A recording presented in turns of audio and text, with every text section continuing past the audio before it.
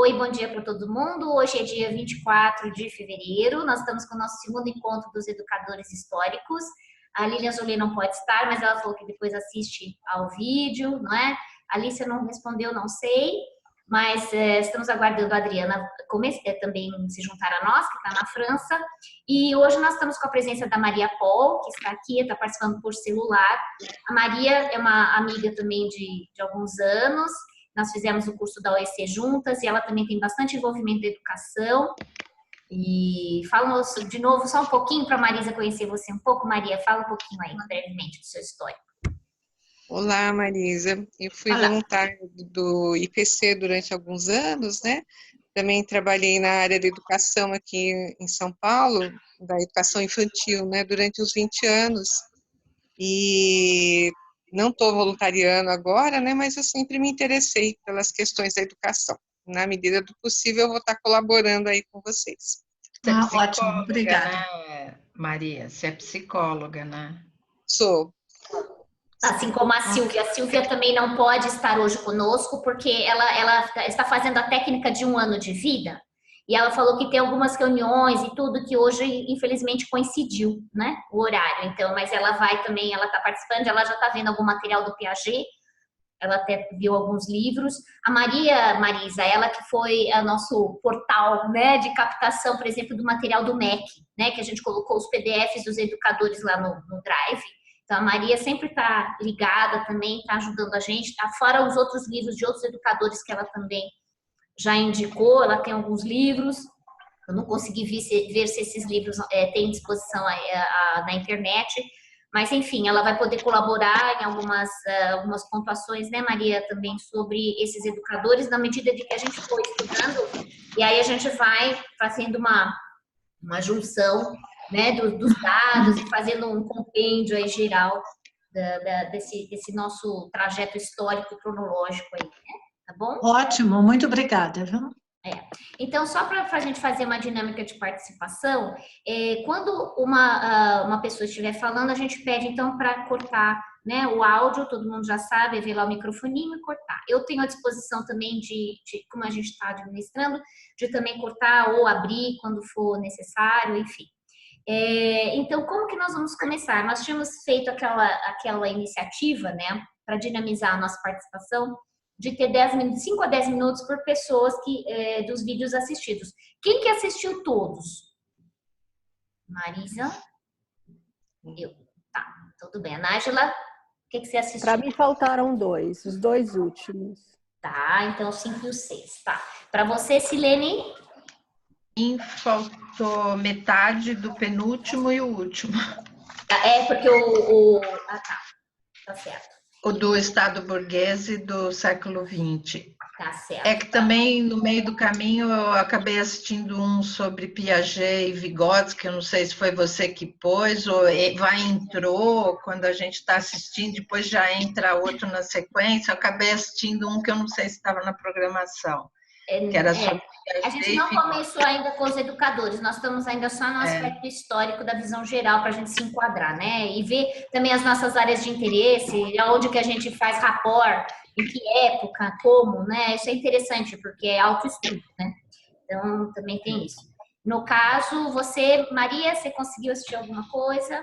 Eu não assisti, Flávia. Tá. Não tive condição para assistir ainda, tá? Bom. Tá, então, vamos dizer assim, para o vídeo, como eu e a Marisa vimos tudo, né, Marisa? Então, talvez a gente fique com os últimos, tá bom? Os 5 e o 6, tudo certo? Tudo bem? Sim, eu acho que eu não sei mais o número, mas o sobre o livro Trivium, né? O Trivium Quadrivium é o quarto, né? Que é bem longo, que é o que a Luciana tinha nos sugerido de 58 minutos. 58 minutos. Exatamente. Esse eu assisti 2 vezes e achei assim muito interessante mesmo. Legal, eu também achei. Eu gostaria de talvez falar alguma coisa sobre ele, mas também não sei se conseguirei falar assim de uma maneira muito boa, mas eu posso pelo menos tentar. Não? Valeu, muito bom, porque ele é realmente uma coisa, porque ele permeia, né, muito da Idade Média e tudo, ele é a Idade Exatamente. Média, né, e é Uhum. um grande período aí também do início das escolas e tal, né, da coisa do processo educacional. Exatamente. Então, quem gostaria de falar do vídeo 1 e 2? Oi. Justamente eu ia falar isso. Apesar de ter assistido, não ter assistido todos, e ter assistido 4, mas eu fiz um resumo só do primeiro e do segundo, entendeu? Porque Muito como bem. eu segui um pouco as suas instruções aqui, escolher 2 vídeos e fazer um pouco uma síntese, né? Isso, porque então, a gente vai deixar você falar durante esses 5, 10 minutos o que você quiser falar e a gente vai anotando, viu, gente? A dinâmica a gente pode, é uma sugestão. A gente vai anotando o que a Nájila vai falando. Eu também, quando eu montei as perguntas, fui assistindo, né? Eu fui assistindo. E aí eu segui também fazendo um pouco, respondendo as suas questões que você colocou ali, entendeu? É para ter só como uma orientação, né? Justamente, porque foi um pouco pela falta de tempo, então eu peguei o meio mais fácil. Eu confesso que eu usei as tuas ideias aqui de perguntas e tudo, e fui fazendo o meu resumo com base nisso. Tá, então a gente vai começar por você. Silene, você poderia ficar com o 3. Qual que é o 3? É Educação na Idade Média, as duas conhecem. Esse é muito pequenininho, eu acho. O 3, eu acho, o 3 é só também um pouquinho, não é? É muito pouquinho. O 4, você assistiu alguma coisa junto com a Marisa? Ou o 5, o Estado Burguês e a Educação? Eu peguei um pouco do Estado Burguês e Educação e assisti um pouco desse que a Marisa falou também. Tá. Se eu colocar você para falar do 3 e do 5... Na verdade, eu não fiz nenhum resumo, Flávia, mas tem algumas ideias, porque assim,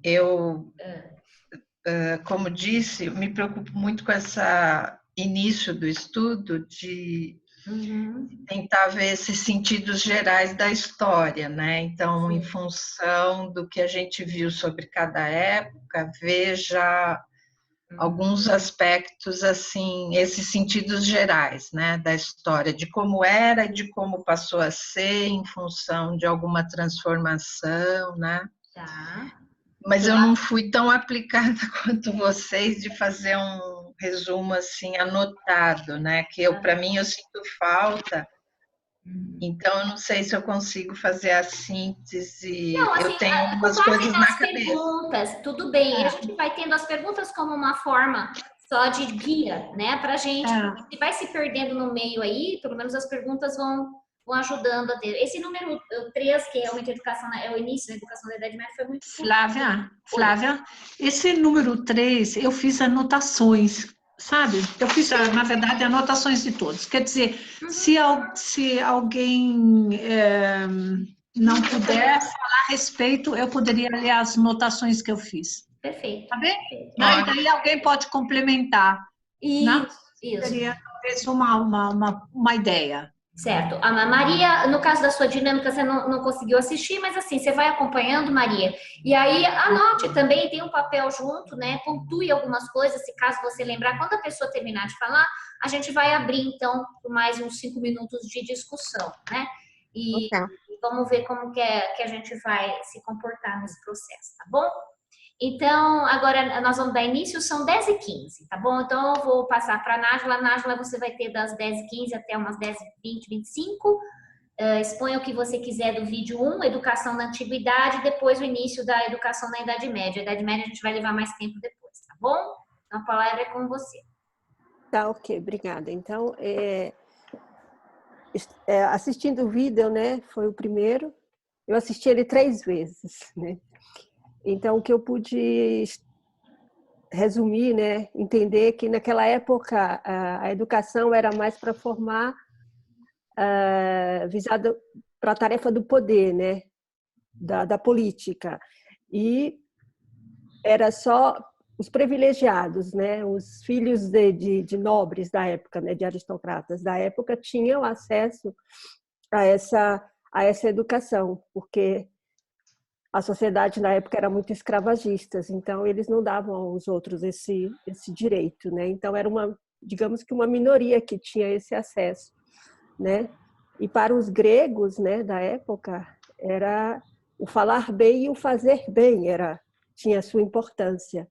Porque o falar bem seria, no meio político, né, o convencimento, né, das suas ideias, fazer o outro, né,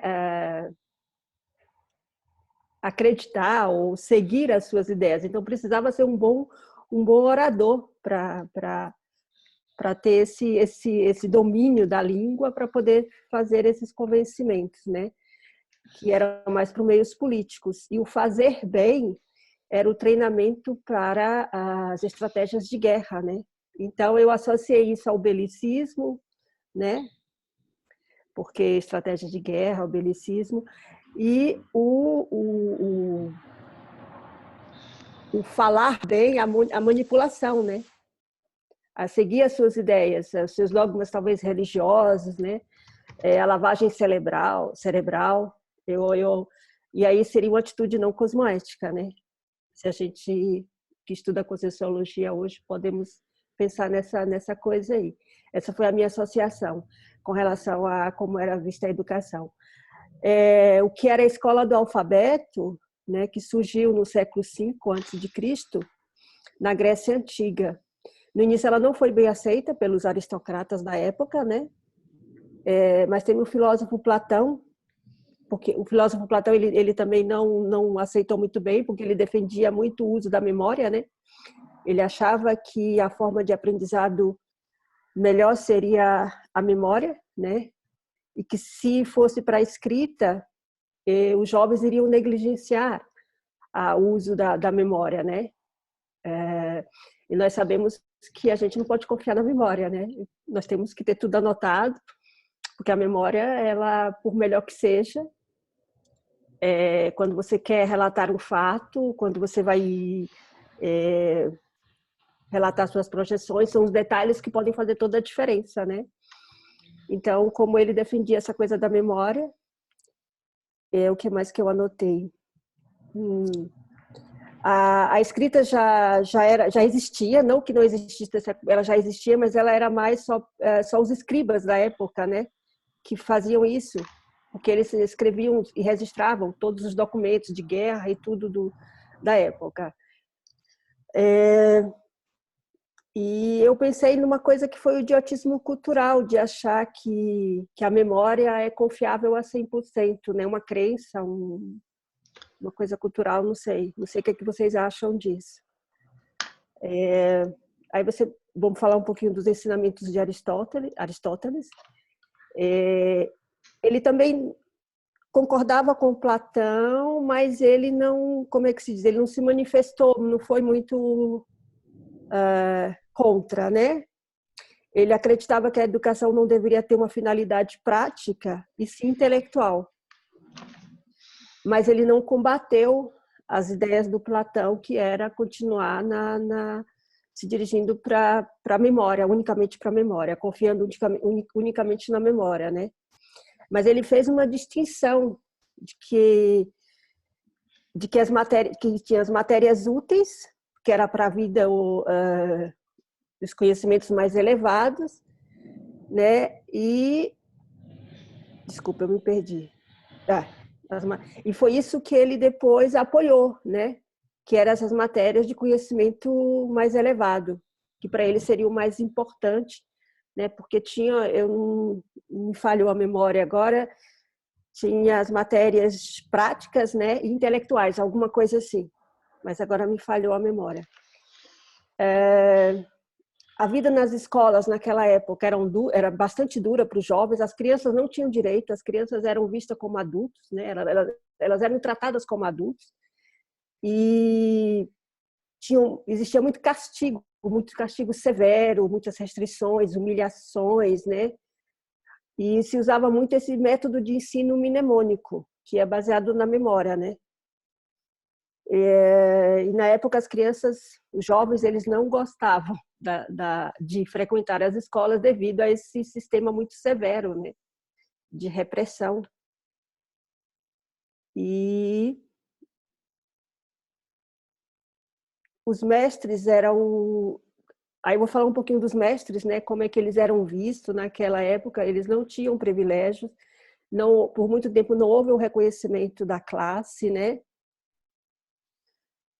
Só depois se adotou o princípio da escola estatal, que foi na Grécia Antiga, né, que foi Aristóteles que trouxe, né, onde o Estado deveria assumir a educação dos seus cidadãos, porque Aristóteles acreditava, ele afirmava que o cidadão pertencia à cidade. Então, ela pertencendo à cidade, cabia à cidade assumir, né, essa educação. Mas só no século VI, na Roma Antiga, que o imperador Augusto ele reconhece a importância da classe dos professores, porque houve um momento difícil nessa época e foram duas classes na qual ele não exigiu a expulsão, que foram os médicos e os professores. E isso fez com que passasse a se considerar essa classe, né, naquela época. Mas só 3 séculos mais tarde é que foi criado o primeiro salário, né? O salário mensal, que na época era 50 denários, mas era um salário, se você comparar na época um advogado, era 5, 6 vezes menos, mas já era uma vitória, eu acho, para a época, né? A formação profissional intelectual era, como eu disse já no início, tudo isso era reservado unicamente para essa classe privilegiada, né? A elite da época, né? E essa talvez até uma herança, porque eles falam porque existe a formação intelectual e a informação de áreas mais práticas, e que hoje a gente ainda herda um pouco disso, que medicina, algumas profissões mais caras é para uma classe de melhor poder aquisitivo, né? E que para o resto da nossa população fica uma formação mais na área prática da coisa, né? Não estou te ouvindo, Flávia. Não, eu falei área técnica, né? Na área técnica da coisa, né? Então, isso seria uma herança que a gente ainda traz, né? Dessa época. Foi esse um pouco o resumo que eu fiz, né? Um pouco hoje 85% da população mundial pratica a escrita, né? E da época para cá foi o latim, a língua latina, né? O alfabeto latino que foi o mais divulgado e que isso permanece, né? Sobre a idade antiga foi isso que eu resumi. Não sei se você quer que eu já passe para outro ou se a gente... eu acho que a gente pode discutir, né? Porque senão fica muito, a gente pode, se vocês anotarem, eu até escrevi algumas coisas aqui no chat, vocês podem usar no chat também, sabe? Enquanto ela vai falando, vocês disponibilizando o chat, né? Clicando lá embaixo no balãozinho. A Adriana pôs aqui agora, minha internet não está muito boa, consegui assistir os vídeos da Marisa Bittar e só pude fazer anotações do vídeo 6. Que bacana, estava animada para falar desse vídeo. Ótimo, Adri. Seja bem-vinda. Tá muito escurinho, eu não tô te enxergando, só tô vendo uma janela atrás. Não sei se você tem alguma forma de colocar uma luz na frente do seu rosto. Você pode falar do vídeo 6, sim, com certeza. Mas começar a falar seria interrompida. Mas se eu começar a falar, seria interrompida. Não. Deve ser porque ela tem 2 crianças e como ela está sozinha, provavelmente... Não tem problema. Pode ser. Eu penso que possa ser isso. É isso mesmo, né? Mas, Adri, fique à vontade. Você está ouvindo a gente, você está vendo o negócio da luz, não sei se você consegue dar um jeitinho, porque está muito escuro, eu não estou conseguindo ver o seu rosto. Se tiver uma luz local ou virar ao contrário, não sei se você consegue para a luz vir. Quer dizer, eu tenho uma janela aqui que está bem na frente do meu rosto, no caso, né? Uma luz do dia, assim. A Silene também está um pouquinho escuro, mas tem uma luz acho que em cima, né? Sim, mas tudo bem. Tira o seu, habilita o seu áudio, sim, clica no microfone. Tá. Oi. É que eu estava escrevendo. Você pôs um negócio lá no chat, sofismo erística. É erística? É erística. A palavra é essa mesmo? É mesmo, Coincidentemente, eu tô, lógico, como a gente tem na Reaprendência que fazer palestra, e a minha vai ser em maio, e eu vou falar sobre o que é ser interassistencial. E aí eu achei, dentro dos 700 experimentos, um quadro onde o o Valdo, né, coloca, por exemplo, aí, Adri, muito bem. Aí coloca, por exemplo, a distinção, né, de 2 colunas sobre o que é fazer TACOM e o que é fazer TARES. E o que é fazer TACOM é justamente, ele cita num dos itens, é uma tabela, aquelas tabelas do Valdo, né? Eu posso depois mando para vocês. Aí tem o lado do sofisma e da erística. E ontem eu estava pesquisando na internet que o sofisma é Sócrates, né? Na época de Sócrates tinham muitos sofistas. E até acho que a Marisa Bittar, não sei se ela menciona sobre isso, mas é justamente isso que é o que a Nájila estava falando, dessa retórica.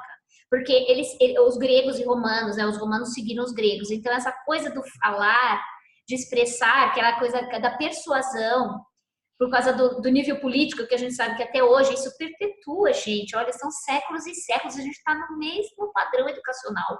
É o mesmo, não mudou É isso nada. que é o legal da história, de você ver que todas os estágios, eles são concomitantes hoje. Então, você vai ter as mesmas realidades, de certa forma, presentes, né? Porque você vê, o acesso à educação para todos também é uma coisa relativamente recente, né? Exato. Na história e aqui, e aí a gente já está ouvindo falar que a escola não é para todos, aí no nosso novo meio político, né? Enfim. Nós vamos estudar o Comênios, né? Então, que justamente... isso é interessante. Pois é, então, e a erística, né? então, o sofisma é assim, é a arte de você pegar o que alguém está falando e reverter, entendeu? Você reverte, ele pega assim e reverte, né? É uma verdade falástica, né? Ela não é verdadeira e faz você ver. É por isso que o Sócrates sempre falava, mas é isso mesmo que você acredita? Ele usava a maêutica, né? Que a técnica socrática é a maêutica. A maêutica é você lança uma pergunta, a pessoa responde e ele vai em cima da tua pergunta, é aquele poder de argumentação. E você tem que se virar nos 30 para tentar dizer que aquilo que você pensa é realmente aquilo que você pensa. E o Sócrates dava um nó na tua cabeça que se você não tinha certeza daquilo que você falava, você se perdia inteiro. Por quê? Porque o que você acreditava era baseado no que os outros falavam, mas não era uma convicção. Olha o problema. Não era um conhecimento construído, né? Autoconstruído, né? Exato. Que é o que você vai ter modernamente, a defesa desse sujeito como o sujeito da construção do seu próprio conhecimento. Então, era mais uma questão de você, dentro da oralidade, né? Que era o que prevalecia. Para as classes maiores, né? Eram técnicas, né? Eram técnicas, na verdade, né? Isso, técnicas. Lógica, mas aí isso, voltado para o mundo político, você perde aquela relação autêntica do sujeito que está tentando construir o seu conhecimento e identificar argumentos para fazer valer aquele conhecimento que é autêntico, né? Exato. E a erística vai também. A Adriana deixou um recadinho, vou ficar de ouvir. Ela falou que está com problema, fez guerra comigo hoje o marido. Oh my God.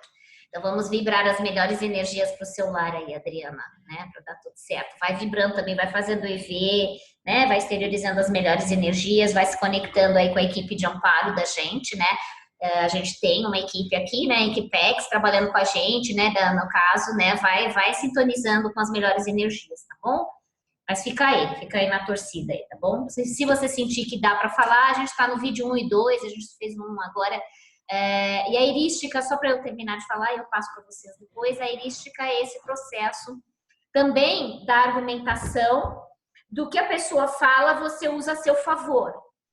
É um pouquinho diferente lá do sofismo, né? O sofismo, ele vai usar palavras poderosas e tudo e tal, para reverter o que você está falando tal, em benefício. E a erística, ela vai se aproveitar também do que você está falando para ter argumento. Tem alguns vídeos na internet que falam sobre isso, né?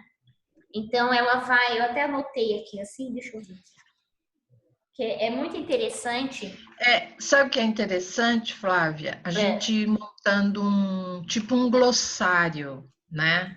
Porque vão aparecendo esses termos, né? E de repente, para nós, para consulta comum, então, por exemplo, sofismo, tentar Fazer tipo assim, uma pequena definição para a gente. Quer ajudar a gente? Sim, ajuda a gente nisso. Pode ser. Ajuda nós, né? Porque aí cada um fica com um pouquinho de coisa, que é muita coisa para todos, né? Mas a gente vai dividindo um pouquinho, já que você deu a ideia, ajuda nós nesse sentido, né? Nesses conceitos, porque isso é realmente a Grécia, né?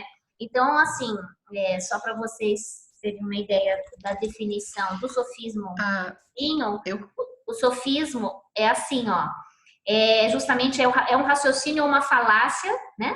Que se chama a uma refutação aparente, né? Então, assim, é um silogismo sofístico, que é mediante os quais se quer defender algo falso e confundir o contraditor. Então, é aquilo que eu falei, né? Então, ele vai usar e vai te dar um nó na cabeça. E o Sócrates, ele fazia o processo da maêutica, que era exatamente para desbancar o sofista. Entende? Porque se é um sofismo, ele não vai perdurar por muito tempo, porque ele é falso. Então, o Sócrates tinha essa capacidade com a maêutica, né? Então, coloca lá o princípio da maêutica socrática, né?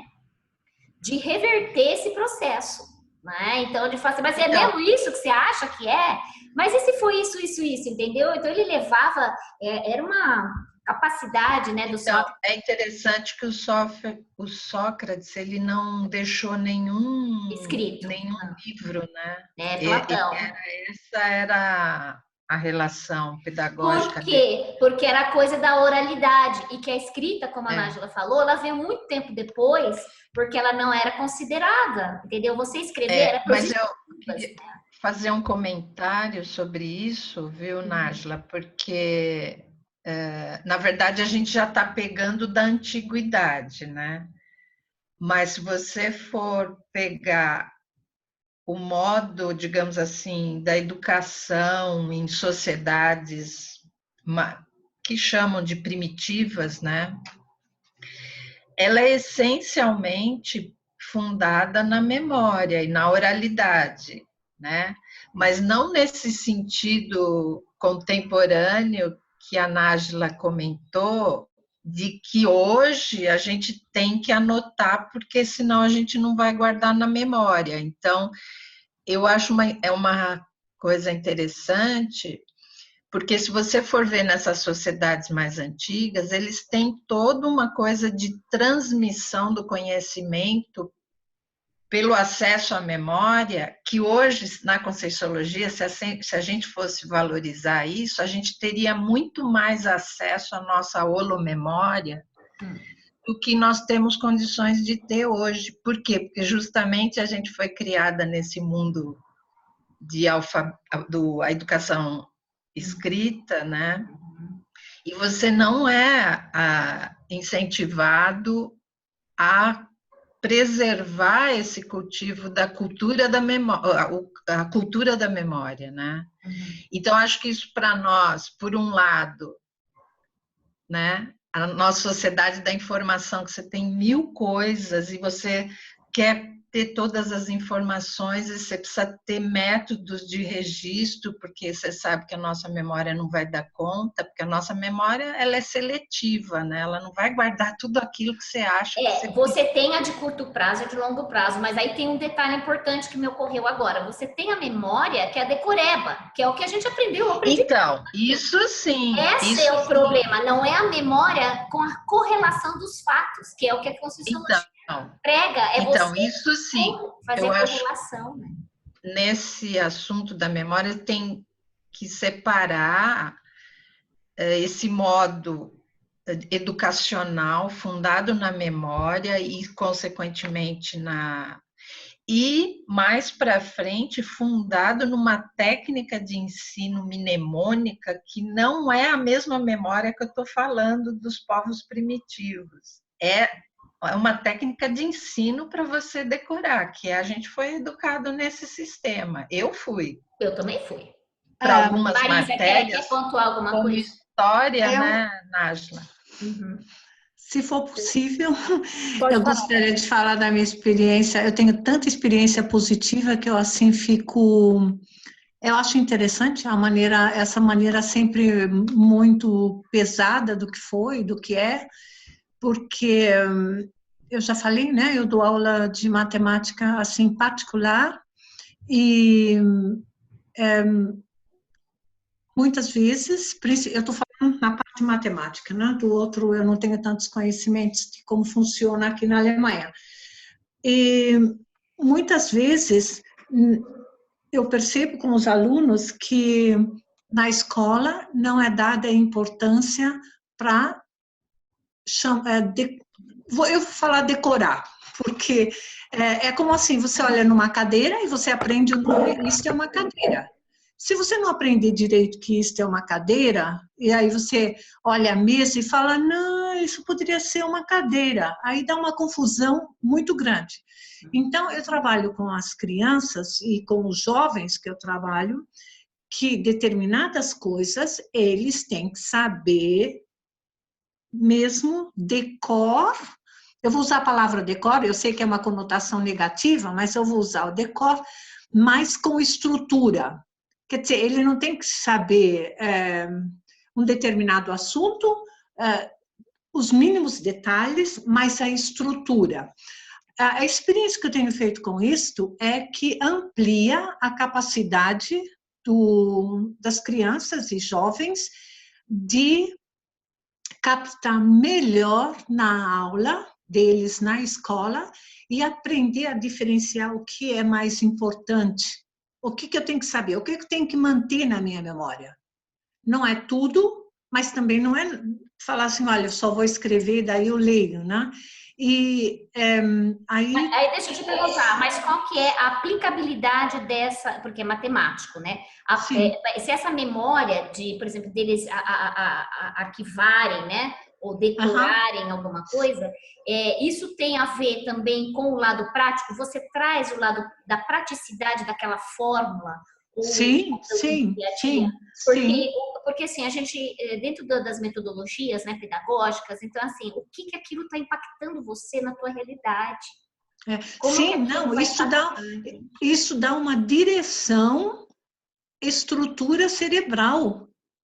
E eu tenho condições, quer dizer, eu tenho feito experiências que eu mostro daí para as crianças um cérebro, uma foto, aí eu mostro, procuro explicar, mostrar na medida do possível as conexões, né, as sinapses que a gente cria estudando determinadas coisas com estrutura. Então é como daí uma gavetinha, né? Quando a gente pergunta, abre a gavetinha, né? E eu vejo, pelo menos aqui na Alemanha, que há uma preocupação muito grande, e o trabalho é bem feito, é muito bem feito nas escolas. E os alunos que eu tenho, claro que se eles vêm para uma aula particular, é porque eles estão com dificuldade em alguma coisa, né? Não posso falar por todo mundo, né? Mas eu vejo que explicando como funciona, aí eles têm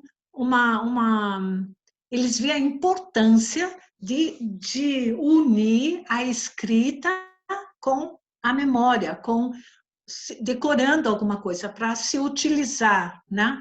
Só que, como nós falamos, a palavra decorar é muito negativa no sentido... Mas vocês sabem de onde vem a expressão decor? Vocês sabem de onde vem? Não sei. Falando sinceramente. Decoração. Porque na antiguidade, justamente esse é o processo, né? Na burguesia, na Idade Média. Sabia-se que o conhecimento vinha do coração e não da mente. Olha que coisa louca. Então, assim, e aí surgiu... decoração, não de decoração. Em inglês, como é que é em inglês? É by heart. By heart. Então, é do coração. O inglês fala, você conhece alguma coisa by heart. E é verdade, porque se você, por exemplo, quando eu trabalho com as crianças, para eles decorarem alguma coisa, eu procuro também associar com alguma emoção, com alguma coisa, porque Aham! daí Então, aí é esse também o processo associativo. Então, essa decoreba, ela não é uma decoreba simplesmente para não, você saber não, cognitiva, mas é É, não é papagaio, né? não, não, não, Não não. é uma decoração então, mecânica, quando você né? traz para o sentir, e a mesma coisa vem de emoção. Você sabe de onde vem Interessante. a palavra emotivar, emoção? É de ir para frente, é motivar para frente. Uhum. Emoção, na verdade, é um processo de movimento para frente. Então, E porque você tem que aprender conectado com alguma coisa que te vai fazer sentido. sim, porque aí você vê, eu vejo nos alunos que aumenta a capacidade deles de se tornarem líderes do aprendizado, do autoaprendizado, certo? Eu estou trabalhando com uma menina de 10 anos e eu explico coisas para ela, às vezes eu falo com ela assim de matemática bem superior, porque ela entende eu explicando o mecanismo, você entende? E aí eu acho, às vezes, uma pena se a gente conversa sobre a educação e uma tendência sempre de falar como era ruim, como está ruim, como vai ficar ruim, sempre essa conotação negativa. Eu acho, por isso que Tá eu... certo, Mas foi ótimo, Marisa, você falar isso. Foi E ótimo, a gente muito tem que pensar legal. A também da gente vê os... estrutura cultural do povo, né, Silene, também, Marisa? Porque a Alemanha, né, a forma de como que toda, né, o processo de evolução na Alemanha como uma potência, né? E Mas, lógico que sabe, a força que a gente percebe, e talvez um holopensene muito forte. Qual que seria, por exemplo, da Alemanha, dentro da sua concepção? Essa é uma pergunta, Marisa. Qual que seria um holopensene para você definir a Alemanha? A Alemanha ou a educação na Não, Alemanha? na Alemanha, como povo, porque ela já está lá há muito tempo, né? Então eu gostaria que ela dissesse esse holopensene do povo e também, bem lembrado, Silene, esse holopensene da educação. Como é que você define? olha, eu vou falar de uma maneira assim geral para muitas vezes eu pensei assim que eu vejo o Estado como como que chama assim a ligação assim das costelas, assim o esqueleto, né? Sabe, né? E as vértebras são praticamente as pessoas ligadas nisto. E você funciona, quer dizer, o que eu gosto muito da Alemanha é que o Estado assume a responsabilidade para o povo, para a criança, para o jovem, para o velho, para tudo. Em que sentidos? Né? Nos sentidos educacionais, de saúde, de segurança, quer dizer... É o Estado que provém, né? Que é bem aquela sim, coisa da participação. sim. Você tem que É o pagar, né? estado do bem-estar, né? Do Você bem-estar paga, social. né? Você tem que pagar muito imposto e seguro. A Nájila conhece isso também da Suíça. Quer dizer, não é que a gente vive aqui numa regalia imensa, né? Como pensa o pessoal no Brasil, às vezes pensa, mora na Suíça, mora na Alemanha. Não, não é assim. Mas é todo mundo responsável. Acontecem coisas ruins e tudo, mas, por exemplo, se você está na rua, você vê que alguém faz alguma coisa completamente errônea, muita gente fala, não é possível, porque eu acho que às vezes, assim, eu vejo muito assim, que a vida de uma pessoa tem muito valor como vida. Sabe? Quer dizer, não é assim, morreu, dessomou. Não, a gente procura fazer o máximo para que as pessoas tenham condições de melhorar educacionalmente falando e também de saúde. Né? Então, claro que a gente tem problemas nas escolas, fala disso, que não está bem. Por exemplo, eu trabalho assim, que quando vem uma mãe com a criança, normalmente são as mães. Eu tive um caso que era o pai, mas normalmente são as mães. A primeira coisa que eu falo é o seguinte, a minha maneira de trabalhar é a seguinte, eu trabalho com ressorts, eu não trabalho, aqui nós não vamos falar mal da escola, nem dos pais e nem dos alunos. Nós vamos pegar o melhor de cada um, juntar isso e tentar ajudar essa criança a se tornar a se tornar independente no aprendizado. Tanto é que eu não faço nenhum assim serviço de casa com as crianças, exercício. Isso não é o meu trabalho. Só em casos excepcionais. Para quê? Para que eles aprendam a autonomia do saber. Ter autonomia. E aí, falando disso, eu comecei a ver que muita criança não sabia resolver os exercícios, também nas provas e tudo. Não é porque elas não tinham entendido, mas porque ela não tinha decorado o nome das coisas em matemática. Porque muita gente... Mas no bom sentido, sabe? Se você não sabe que cadeira é cadeira, aí eu falo para você, Flávia, me dê uma cadeira, você vem com uma mesa. Tá. Você entendeu? Quer dizer, essa decorar é uma coisa assim bastante... Então, mas quando você fala esse exemplo que você está dando é importante porque é assim, é você saber sobre o que você está falando. Então, esse era o problema, porque a criança vem com aquela forma matemática, é o conceito. Ela vem com o conceito, mas ela não sabe o que aquilo serve. Exatamente. Esse é o problemática. E eu aplico eu aplico com crianças mais assim, com jovens, às vezes, dependendo da situação, eu aplico a técnica que o professor Valdo ensinou, que ele fala, muitas vezes em tertúlias, dessas de você ler, né? Você lê um trecho, daí você reflete a respeito, e depois você escreve sobre o que você pensou, e aí você compara com o texto. Com isso, eu ajudo assim, determinados jovens a aprenderem a refletir sobre o que eles estão lendo. Então, se você pensar de todas as experiências, então essas crianças alemãs que vêm, então talvez uma formatação, né, de como que elas são educadas em casa e tal. Então, talvez seja esse lado da praticidade, o lado da tecnicidade da coisa, né? Talvez muito da teoria da coisa, mas ela não sabe articular e filosofar, interpretar daquele conceito. Esse é o ponto, não é? Resumindo mais ou menos o que você falou. Sim, né? sim. Eu gostaria de saber da Maria Paula se ela tem alguma coisa, depois eu termino com a Nájila para ela dar o arremate final de tudo que a gente falou, viu, que você leu do vídeo 1, né, porque a gente nem foi pro vídeo 2 ainda, né. Eu vou juntar o vídeo 2 e o 3, então eu vou juntar a Nájila junto com a Silene, né, que é a idade média, que é bem curtinho o 3, o 2 também são curtinhos os vídeos, e aí a gente abre para as duas vão falando, a gente ouve, mas eu quero saber, Maria, você tem alguma pontuação a falar, Maria? Então, em relação à questão prática e intelectual, né, eu tive uma experiência no mestrado, né, que foi um pouquinho complicado, né.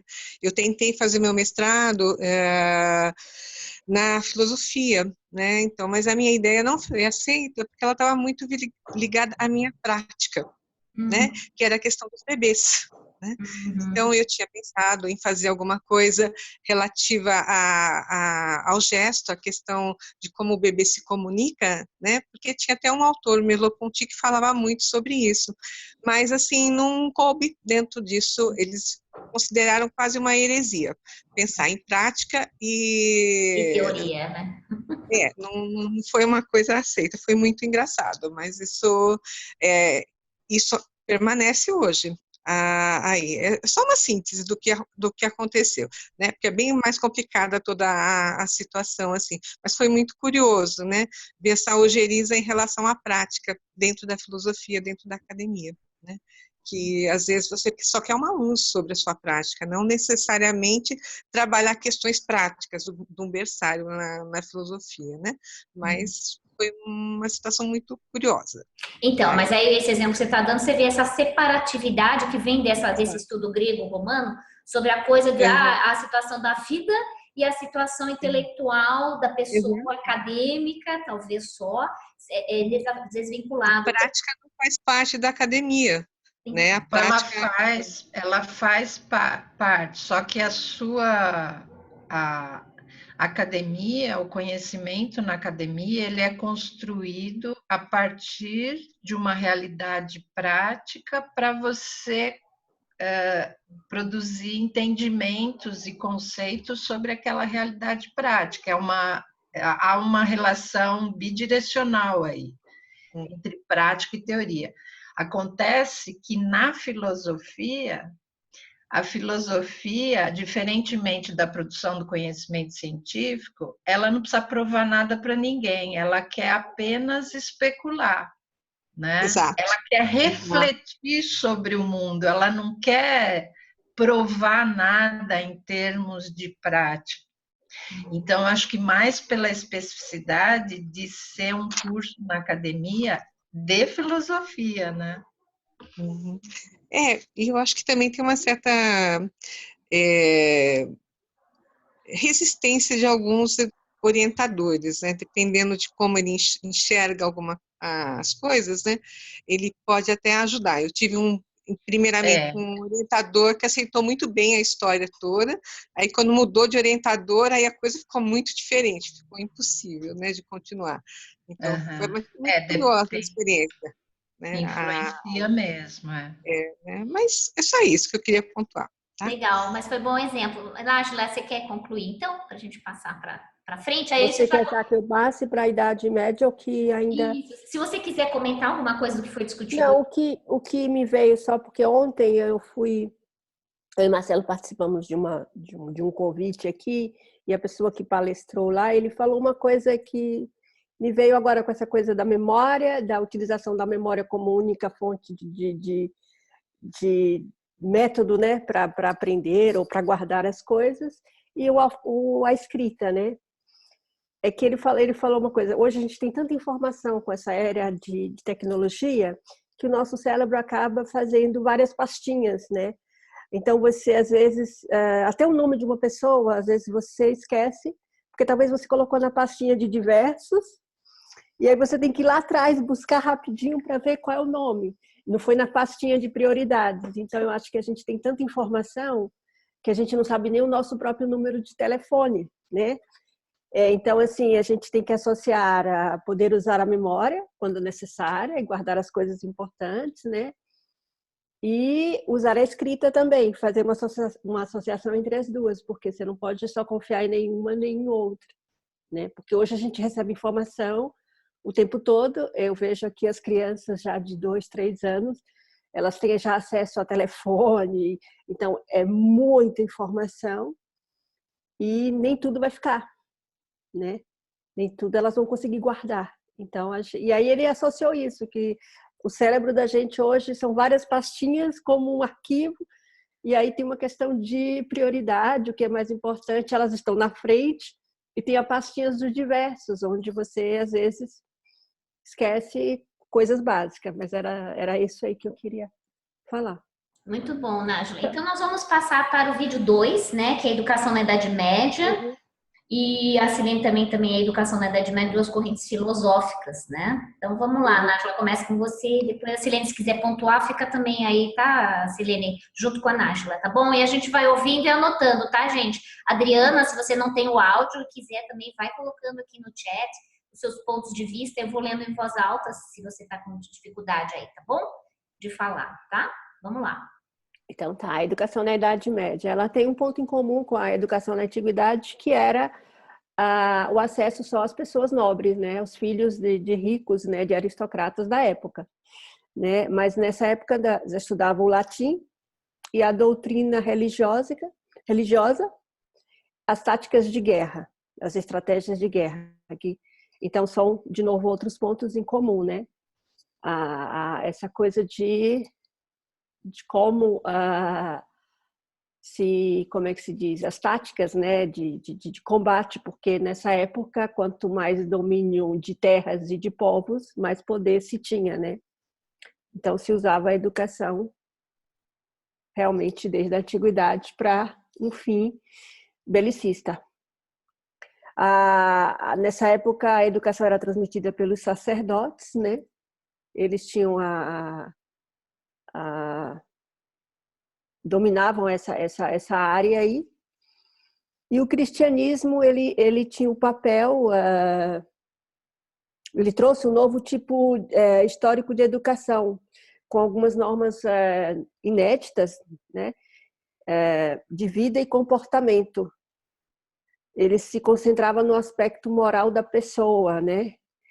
E aí ele tem uma coisa que ele fala que é o renascer para um mundo novo do espírito. E eu fiquei tentando refletir o que isso poderia ser, trazendo para nós hoje o que seria esse renascer, um mundo novo do espírito. E não cheguei a nenhuma conclusão, nenhuma ideia assim, do que poderia ser. Eu pensei como veio do cristianismo, religião, seriam os dogmas religiosos, alguma coisa a partir daí, mas não consegui me aprofundar. Queria ter estudado mais, pego outras informações, mas não fiz, né? O monaquismo, eu nunca tinha ouvido essa palavra antes, eu até achei que você tivesse escrito errado, aí depois que eu vi que não, né? Era a organização de homens que fizeram votos especiais de vida religiosa e que tinham, eles viviam de acordo com as condutas e regras, né, determinadas, né? É ligado a mosteiro, Nájila, monaquismo, né? Uhum. Eu acho que eram os padres, os monges da época, né? Aos mosteiros, né? Uhum. Então era uma organização, se chamava de monaquismo, né? Uhum. Depois vieram... E aí eu pensei nas crenças, né? Desse monaquismo aí, as crenças religiosas e qualquer uma outra crença que possa existir. Depois veio o que chama as 7 áreas liberais do saber, né? Que foram os monges que foram responsáveis por isso, né? Eles fizeram a solidificação dessas 7 áreas liberais do saber, que eram o trivium e o quadrivium. O trivium incluía a gramática, a retórica e a dialética.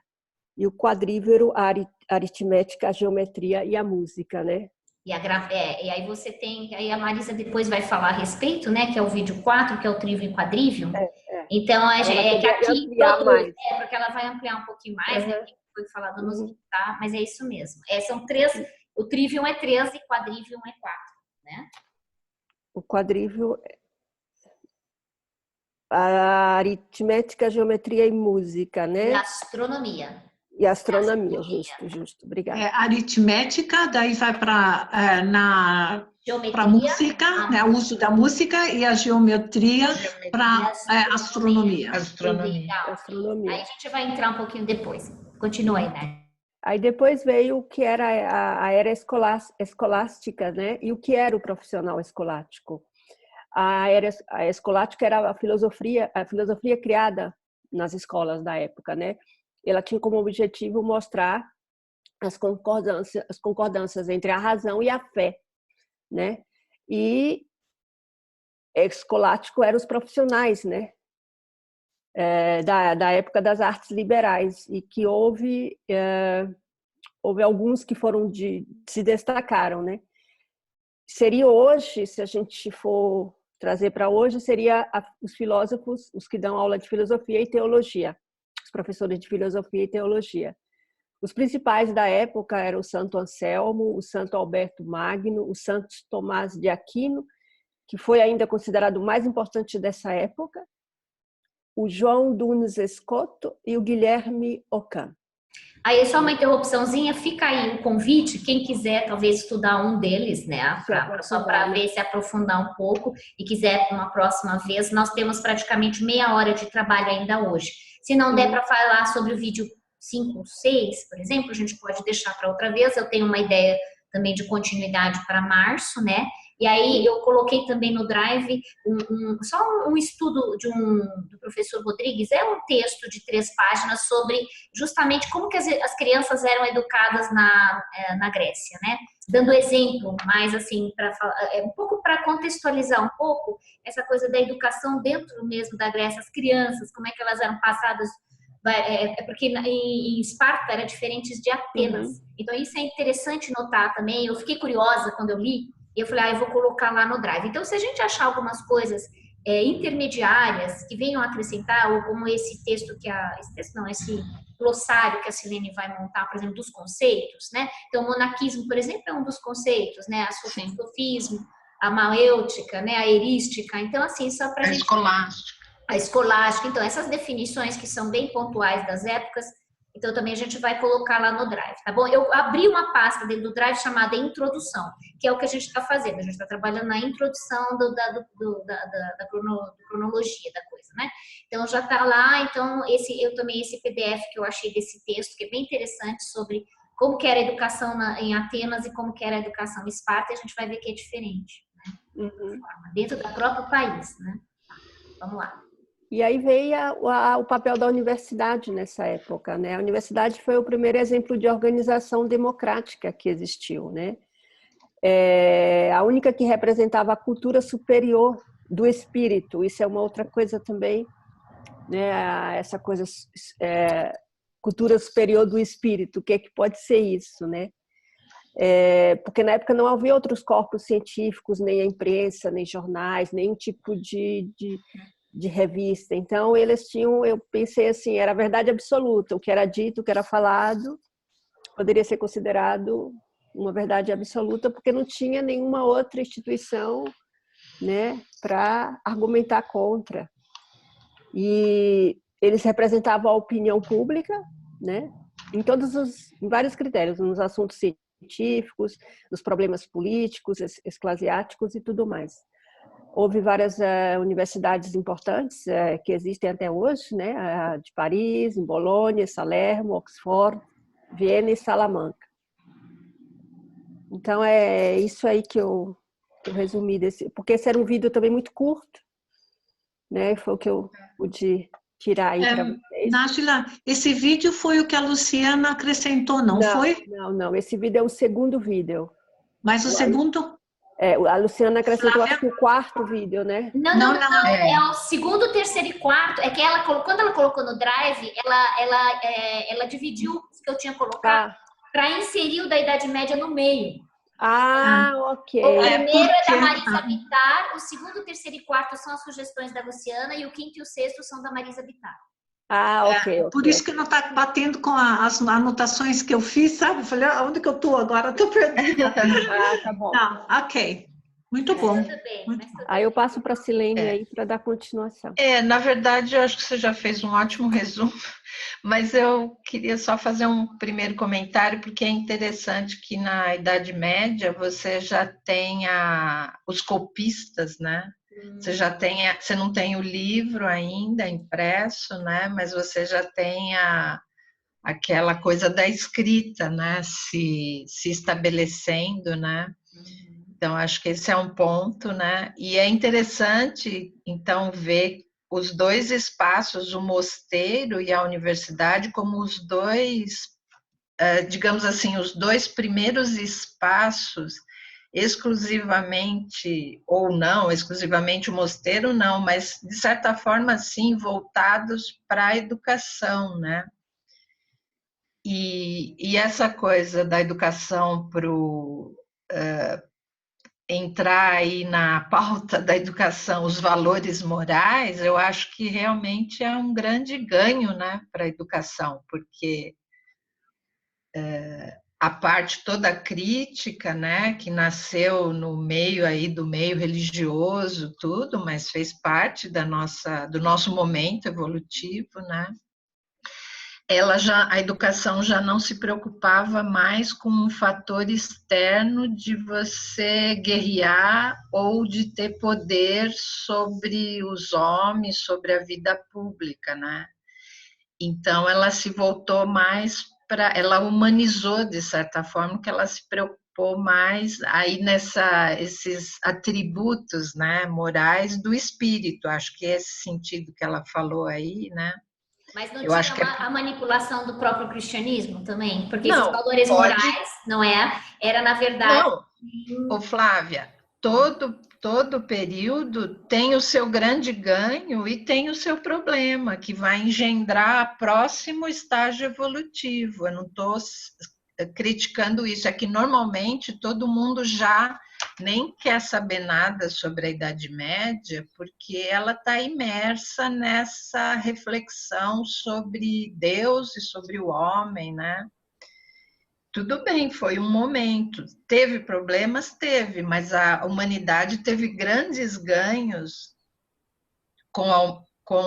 no período da Idade Média. né? Então, eu acho interessante, porque, curiosamente, a universidade, ela surge nesse momento, né? Aqui Então, ele se fala, era elitista ou não, se não era elitista, mas, você lembra né, do eu como acho que ele são dois falou? espaços, acervos, né, da civilização humana, consideráveis, né, em termos até de você suprir, né, essa questão da memória, né, e de você poder, as gerações futuras poderem acessar o que foi, né. Ele fala aqui da escola patrística e justamente em contraposição à escola escolástica, né? Que a Nájila já tinha falado. Você lembra da patrística? É outro conceito aí. Sim, eu Eu escrevi lembro, alguma mas eu coisa. esqueci o que é. Eu Fala aí, Patrícia. escrevi, Nájila. eles eram baseados que a fé, a necessidade de confirmar a fé como fonte de conhecimento, única fonte de conhecimento, A né? revelação, né? A É, revelação de Deus. Aí ela você é vê da aquela mesma coisa. época, só que uma se manifestou no início da Idade Média e a outra no final, né? Seria a patrística seria no início. E o que diferencia também Do período greco-clássico. que era mais racionalista, né? Exatamente. Se eu entendi direito, a patrística era foi no início da Idade Média, né? Eram os padres, e a fé era acima de tudo. E na escolástica, que já era na Baixa Idade Média, aí a fé tinha que ser justificada. Racionalmente. Racionalmente. Né? É isso que você falou, não, Nájila? Foi isso? E na era da chamada greco-clássica, era só o racionalismo. Ok. Né? Pois é, e nós nesse meio, né? E nós, assim, em termos justamente atuais, né? Como que a gente está? Então, você tem a discussão lá do Bolsonaro, a Adriana está falando assim, em países islâmicos ainda é regida pela religião. Com certeza, Adriana. Não somente eles. Pois é. Não, e a gente vai se basear justamente na religião, é fundamentalismo, né? A era Bolsonaro. O que eles estão querendo com o processo educacional? Né? Trabalhar a laicidade, né? Quer dizer, a escola laica sem ideologias. Aí eu pergunto, e agora? O que é isso? Mas eles também têm uma ideologia. Pois é. Flávia. Eles acham que ideologia é só do inimigo, né? Flávia, você poderia, por gentileza, explicar um pouco mais isso que você disse agora, da situação no Brasil, para mim entender direito, porque eu não estou desatualizada. Fazendo um favor. Eles estão na discussão ainda, né? Eu não conheço esse novo, eu esqueci o nome dele agora, o novo ministro da Educação, que é uma pessoa, que é um colombiano, né? E ele trabalhou muito na Universidade de Ouro Preto, em Minas Gerais, e ele, logicamente, os livros dele, ele tem vários livros publicados, logicamente não defendendo a esquerda, né? Só para saber um pouco do histórico dele, assim, na linha geral, porque eu também não aprofundei os estudos sobre esse ministro, né? E nem sei o que ele já está fazendo ainda. Mas está havendo muita discussão, porque o Bolsonaro, e junto a eles, defendem a laicidade, que assim, uma escola laica é uma escola que não tem. Ela é genérica. De um ponto é bom, porque assim, se você vem com um princípio cultural, educacional, religioso, e eu venho de outro, a escola tem que promover, por exemplo, o respeito para as diferenças.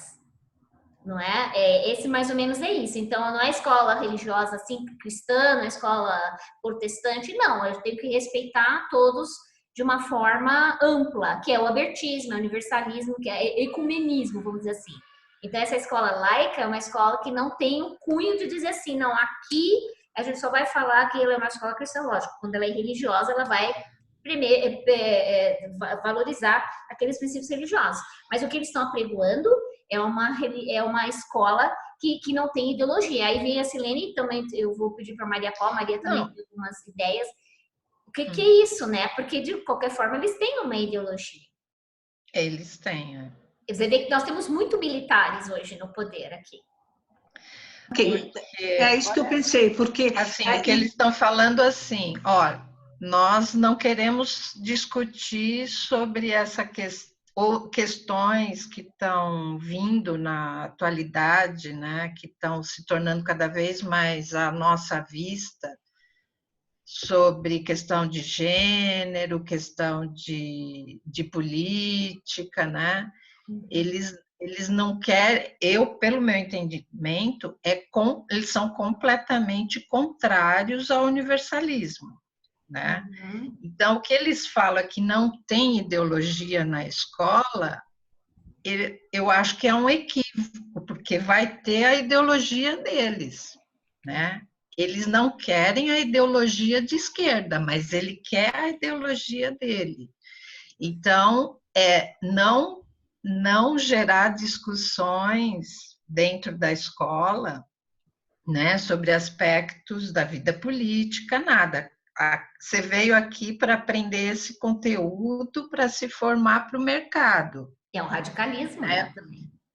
Sob meu ponto de vista, eu acho que está assinado, por exemplo, no site da Escola Sem Partido, eles não acham que não deveria ter Paulo Freire na Escola Sem Partido. Então, isso é Bolsonaro, ele já falou numa entrevista. Então, assim, ele vai começar a fazer uma seleção.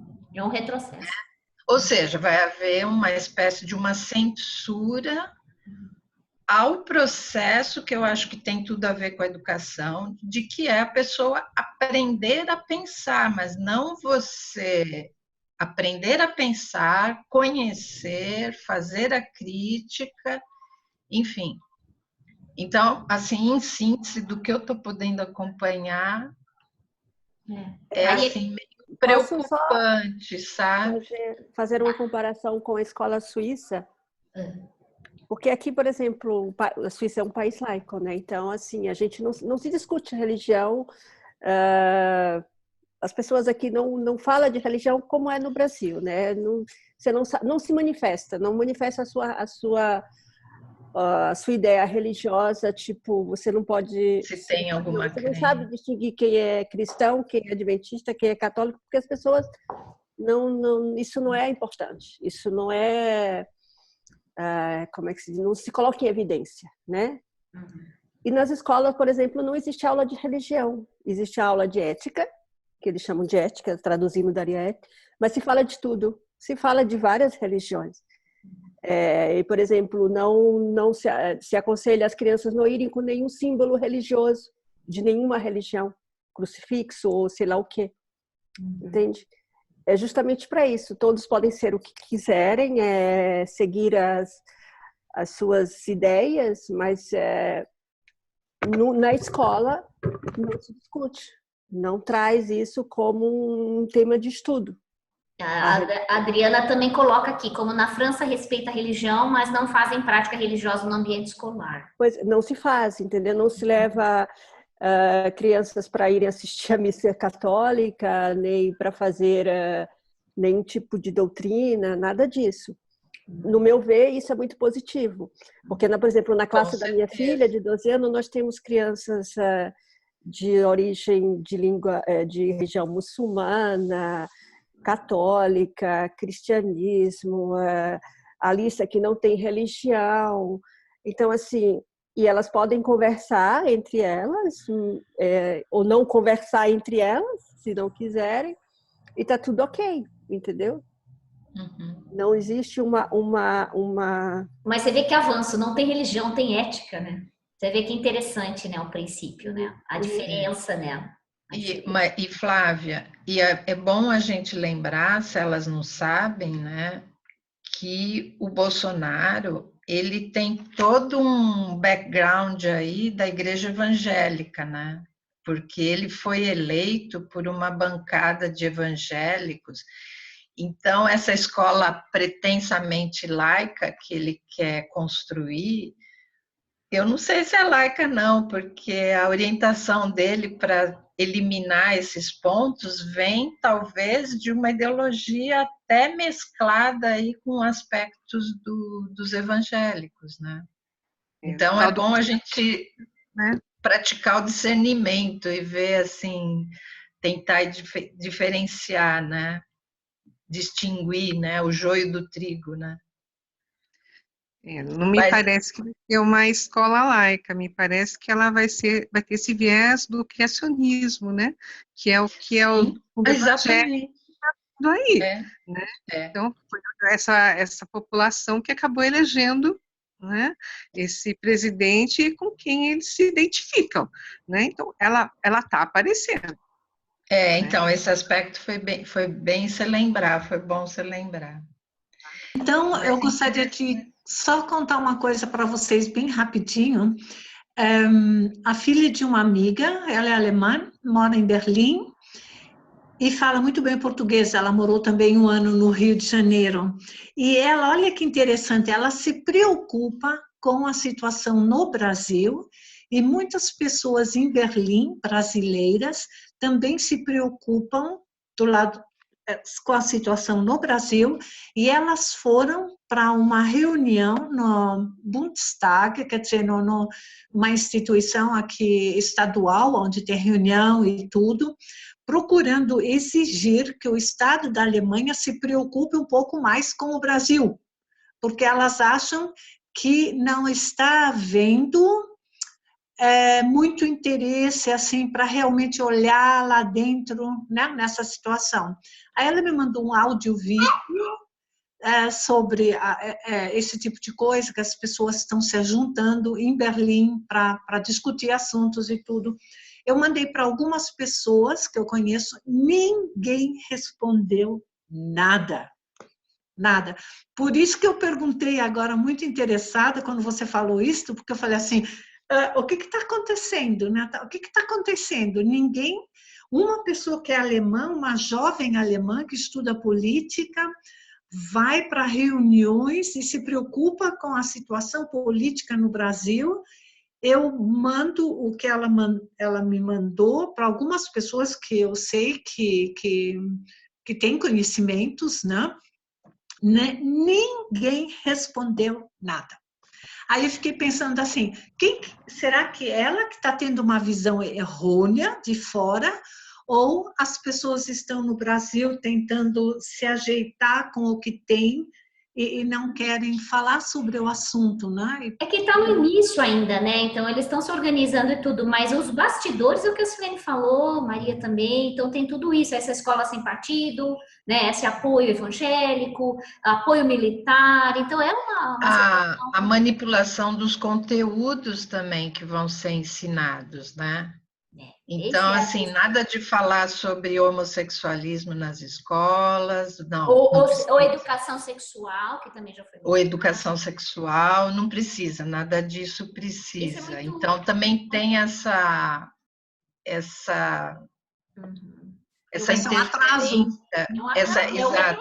é um retrocesso. Né? Aliás, tudo indica que está por aí, né? Infelizmente, que nós estamos caminhando para... Nesse vídeo... Mas eu achei interessante, só comentar rapidinho, Flávio, que a Marisa falou, porque é interessante essa moça da Alemanha, na verdade, que eu acho que essa é, assim, uma postura de cidadã do mundo, né? Exato.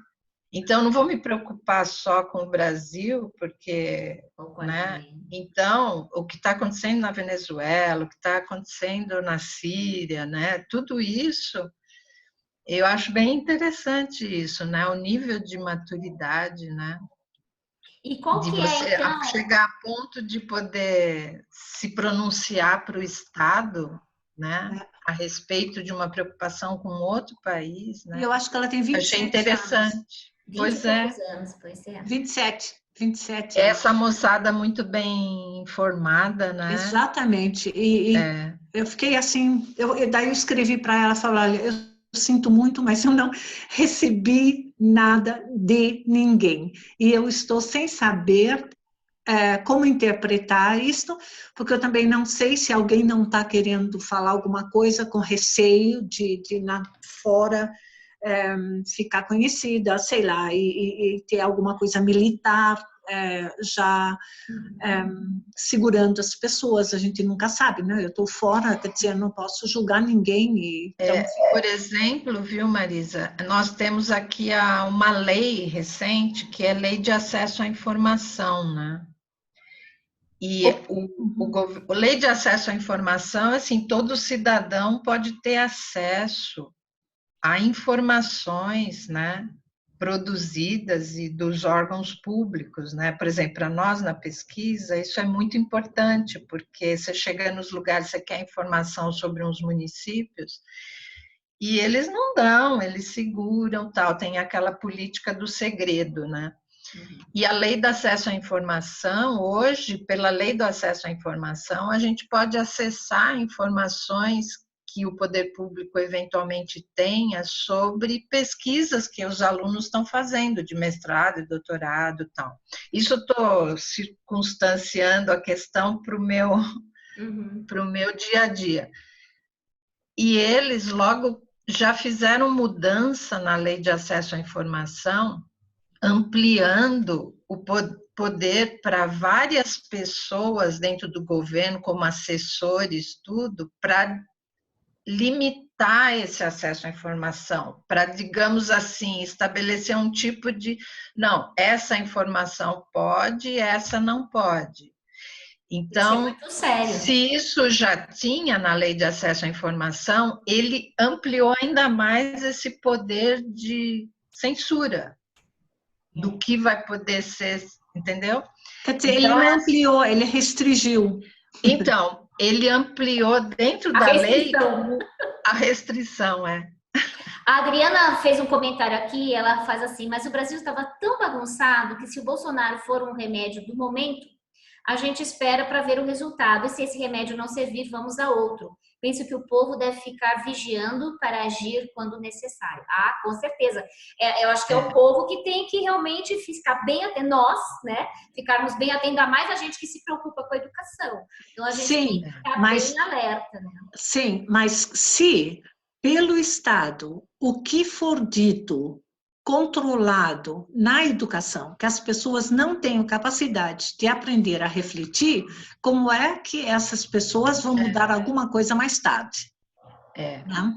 E aí vem de novo, para a gente fechar a discussão, porque já são 11h23, assim, essa coisa da Idade Média, de como que era vista a figura do professor. Então, nesse vídeo, lembram? Que ele fala assim, a figura do professor e alunos do mestre provém o conhecimento, e o professor é intermediário do conhecimento racional, crença em Deus. Quer dizer assim, o professor era o detentor do conhecimento e os alunos não sabem nada, né? Que é ainda esse molde antigo do processo do professor ser o salvaguarda, o salvador de tudo. E não é? Também tem isso. Então, essa postura... mas acho que aí, né, Flávia, é mais a questão da profissionalização do mestre, né? Porque, na verdade, nas diversas culturas, você teve sempre aquela personalidade da sociedade que era o responsável pela transmissão do conhecimento. Então, essa figura do mestre, do professor, né? Mas é interessante, eu achei interessante isso. E outra coisa também que eu achei interessante é a distinção entre a educação, né, e o sistema de ensino. Sim, sabe? Eu achei que ele faz. Bem importante. Flávia, desculpa. Uma coisa que eu achei muito interessante é que quando surgiu a escola dos professores, né, chamada normal, e no Brasil era também o curso de normal. Eu também fiz paralelamente com o colegial e depois fui para a universidade. Então, aí que eu foi tão interessante para mim, porque daí que eu falei, eu sempre me perguntava por que o nome se chama normal, mas eu nunca fiz essa pergunta. Daí a gente faz e vai embora e fala, bom, chama normal, né? E aí eu deparo com isso e falei, não é possível. Por isso que tem o nome de normal a escola, né, para os professores primários, né? Muito interessante. Então, nós temos 5 minutos para terminarmos, então eu vou propor para vocês o que vocês acham interessante. Então, por exemplo, o Trivium Quadrivium, eu acho que é um vídeo longo, é um vídeo de 58 minutos, e realmente eu gostaria que vocês pudessem assistir, nós se todo mundo concordar, a gente transferir o vídeo 4, 5 e 6 para a próxima vez. Nós estaríamos no dia 24 de março, não é? O nosso encontro. Seria, né? A gente tinha proposto 24 de março, naquela cronologia, se caso tiver alguma dificuldade, aí vocês... No dia 24, Nájila, já vai estar alterado o horário? Não, altera a partir do 31. Tá. Então, ainda nós teríamos essa horário 10 horas Brasil, horário. 1 hora, né, Portugal e tal. Então, é o Trivium Quadrivium. E o Quadrivium, o Estado Burguês da Educação, né, que aí fala da Prússia, da Rússia. Né? Então, seria o 4 e o 5. E o 6, que é a escola do século XX, né? Que até a Adriana gostaria de falar, vai dar mais tempo ainda. Se vocês... Peraí, repete para mim, Flávia, só por favor, desculpa. O vídeo 4 é justamente de 58 minutos sobre o Trivium e o Quadrivium. Ok, o vídeo é 4. Principalmente mais o Trivium do que o Quadrivium, mas aí fica aberto para Marisa, para o pessoal que quiser, já que o Quadrivium, né, Marisa, fala sobre a geometria, fala sobre a matemática. Agora é o seguinte, Flávia, o vídeo... Ele fala de uma maneira geral sobre o livro, mas ele não fala do livro diretamente. Quer dizer, não, se a gente for falar sobre isso, nós vamos falar alguma coisa sobre o que ele comentou, porque ele fez o prefácio do livro. Exato. Você entendeu? Exato. Quer dizer, é uma coisa assim, eu achei muitíssimo interessante, mas... É muito amplo, mas não é específico sobre o Trivium. Não, a gente não sabe o que a gente está falando se está dentro do livro. Então, fica aí um convite, Marisa, se caso você puder, de fazer uma pesquisa um pouquinho, e centrar um pouco essa coisa do Quadrivium, né, do Trivium, a importância disso para a Idade Média, porque uma foi para a Idade Média, Baixa Idade Média, Alta Idade Média, eles fizeram um pouco uma distinção aí, não é? E falaram, né, também sobre que é a educação cidadã no Brasil, né? Ele fala também um pouquinho. Ele fala também, ele falou que ele compara muito a educação com o ensino, né? Que é o que a Luciana me prometeu trazer o livro quando ela vier para a Europa. Agora, eu posso tentar ver se eu acho alguma coisa. Se eu não achar, daí eu só falo sobre o... Todas nós, né? Fica o convite para todas nós, se caso se interessar. Seria ótimo, porque é muito interessante o vídeo dele. Eu apliquei, uma coisa que ele falou no vídeo, eu já apliquei com um aluno. Com uma aluna. Sim. Uma menina pequenininha, expliquei para ela como que chama? Do Trivium. Expliquei, claro, da retórica, né? A idade dela, né? A importância, né? Do falar, entender, da lógica e tudo. E porque ela estava achando que o alemão na escola está muito difícil. Daí eu comecei a explicar a importância de se aprender a gramática para nós podermos nos expressar. E aí ela entende. Eu falei, é excelente. Seria ótimo se todo mundo pudesse assistir, porque daí completa. Assim. E aí, isso, é o Trivium e o Quadrivium. Aí o 5, Nájila, é o Estado Burguês e a Educação, que é a professora Marisa Bittar, né? Esse eu assisti, acabei assistindo a metade também. Isso, que fala que eu acho muito interessante sobre a fábrica e a escola, que nascem juntas. Esse é um aspecto bem interessante, que eu lembro do Rudolf Steiner também. Vamos ver se a Luciana pode estar também presente, bem interessante. E o vídeo 6? É a escola do século XX. Ok. Da própria Marisa Bittar, né? Okay. Ela fala seria 4, 5 e 6. John Dewey, que eu sei que a Silene gosta do John Dewey, né, Silene? Então, não, eu gosto não, eu estou conhecendo, né? Fala dele, né, do John Dewey, fala de Marx, né, na formação do homem lateral. Mas qual que fala dele? É o século XX, é o último XX. Século XX. A Adriana está interessada também de discutir, né, Adriana? Para epicentrar aí. Maria, você tem interesse sobre algum vídeo particular desses 3 para a próxima? Eu acho que o vídeo 6 também, tá? Eu vou dar uma olhada com carinho. Tá bom. Se você souber também do John Dewey, se quiser também pontuar algumas coisas, vai ser importante. Então, a minha outra sugestão, assim, nós estamos no finalzinho, é também o material sobre a preceptoria. Então, antes de começar o Comênios, porque como a Marta Fuchs, né, que é lá de Porto Alegre, ela fez esse estudo sobre os preceptores por causa de uma retrocognição dela, ela explica no prefácio do material, e ela faz uma seleção de vários preceptores ao longo da história, somente do século XVIII e século XIX.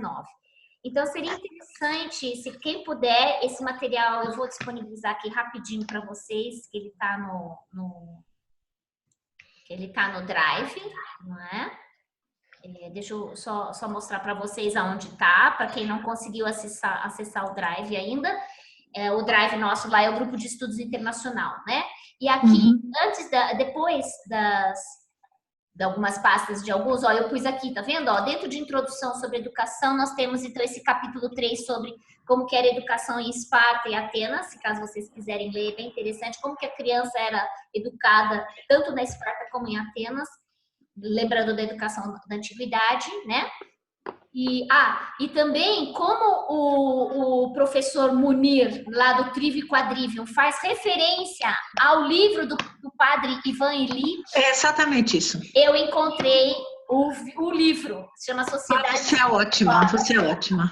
Ela é ótima mesmo. Então, já está ali também... Ela é otimíssima. Não, a gente fica ligada, né? Todo mundo, então por isso que eu falo para todo mundo fica ligado, encontrou, achou interessante, falei, pô, o cara tá falando do livro, vou ver se tem PDF, né? Eu achei, botei já aí, tá dentro da pasta de introdução. Então, vocês vão ver que tem aqui a pesquisa da professora Marta Fuchs, aqui fora, né? Não tá em pasta nenhuma, mas ela tá aqui. Então, vocês façam download aí para seus computadores e tudo, e fazem a leitura, fazem as anotações, né? Fora então, esses 3 vídeos aí, porque a gente não está correndo, a gente quer, assim, eu achei que foi muito interessante, só para finalizar, para ouvir a opinião de vocês, eu acho que foi bem interessante, porque a gente pontuou as coisas do presente, um pouco da nossa vivência, falando da atualidade, Brasil, né, fazendo comparações, que é um dos objetivos, né, fazer interpretações, né, e coligações com os nossos estudos aqui, não é? Então, o que vocês acharam, assim, no geral, Nájila, sobre hoje? Olha, eu gostei muito, achei super interessante, né? E eu acho até que a gente... Acabou que só eu e a Silene foi possível, mas foi bom porque pôde ampliar um pouco. Mas você foi melhor. Não, imagina. Eu acho que, como estava 5, 10 minutos, é muito pouco, porque vem os questionamentos, tem muita coisa para aprofundar. Então, acho que se a gente pudesse fazer 2 vídeos até por aula, porque... Vamos estudando, nós estamos todo mundo... Vamos nos adaptando ao que for melhor, mas eu achei que foi muito interessante, né? E vamos lá para a próxima etapa. É isso aí. Silene? Também. É um assunto apaixonante, né, na verdade. Você começa a ficar animada, né? Fica animada? Que bom, Silene. Olha, eu achei também muito interessante, eu já vi, assim, durante o que eu preparei, assim, eu fiquei muito entusiasmada, dá para entender. Nós fizemos um estudo aqui na Alemanha, a Nájila também fez, sobre os guias, né, para Estrasburgo. Então, a gente pode começar a encaixar algumas coisas da parte de educação dentro desse tudo que nós estudamos, também da parte gótica, né, das catedrais, com a estrutura. Tem muita coisa interessante, eu achei muito bom. Agora, em relação ao nosso encontro hoje, eu também achei ótimo, porque eu acho que a gente tem que crescer junto, nós temos que nos conhecer, ver como que vai se desenvolvendo, e para cada um ir aprendendo também, né, como lidar com isso, o que eu posso fazer, o que não, e eu achei excelente mesmo. Eu acho isso até mais importante no momento do que a gente atingir muito material numa vez só, né? É melhor devagar, mas assim, de uma maneira em geral. A Nájila tem muita experiência da Suíça, que é interessante. Para nós brasileiros que vivemos aqui, é muito interessante fazer uma correlação entre o Brasil, o momento que nós vivemos, mas também o que nós já vivemos no Brasil, né? Eu acho isso muito interessante, é uma atualização, né? Muito legal. Eu também conhecer também sobre a Alemanha, conhecer sobre a Suíça, também a Adriana pôs também falar um pouco da França, que você possa também, né, Adriana? A Adriana falou assim também aqui, também gostei, né? Mas se puder numa próxima, né, Adri, se puder também falar, vamos torcer aí. Vamos fazer sempre, lembrando nas nossas TENEPs, para mandar sempre uma energia positiva, né, para facilitar também a mesologia, né, do processo aí, né, no caso se a Adriana tiver um pouco mais de dificuldade, né? E eu gostaria, Flávia, de lhe agradecer muito mesmo, viu, pelo trabalho que você está fazendo, todo mundo pela junto, disposição e colocando tudo e ampliando assim tudo. Eu também Muito estou obrigada. estudando. É bom porque também faz uma disciplina, né? A gente começa a ter uma disciplina, né? Para estudar e para conviver. Eu acho que isso é importante, a gente pensar na multidimensão. Maria, fale, por favor. Termina. Eu achei bastante interessante o encontro, né? Conheci as pessoas que eu não conhecia, exceto a Silene, você, né? Flávia, aí um pouquinho, e achei muito, muito bacana, né? Eu fiquei muito interessada também em colaborar com o glossário, né? Porque eu gosto muito. Legal. Isso eu gosto bastante. Muito bom. Então, eu peço, no caso, viu, Silene e Maria, se vocês puderem já ir... Eu vou começar. Faz no arquivo do Word e aí bota lá na pastinha da introdução ou manda para mim, aí eu ponho, sabe? Se tiver dificuldade, alguma coisa de postar lá no grupo, né? E aí, se vocês se combinem, né? Se quiser, eu passo também, se a Maria quiser, né? Eu passo o WhatsApp da Maria para você e vice-versa, né? Vocês vão... Pode passar. Só uma questão. Oi. Eu fiz o meu resumo no Word, eu imprimi. Não sei se você quer que eu disponibilize lá no... Ótimo, ponha na pastinha da introdução. Ponha Tá. assim. Legal, Nájila. Pode ser. Muito bom, cada um de nós. Aí já fica o resumo dos 2 primeiros vídeos para aqueles que não assistiram. Isso, ótimo. Ótimo. Fica aí o convite para todos produzirem o seu trabalho. Muito bem. Muito bem, Adri, valeu, né? Terminamos então mais essa etapa. Fiquem sintonizados então no dia 24 de março, né? No mesmo horário aí nosso, tá bom? Um beijo para vocês, bons estudos para todos. Um beijo. Obrigada, bom final de semana. Resto de final de semana aí. Bom mês. Tchau. Beijão, até. Tchau.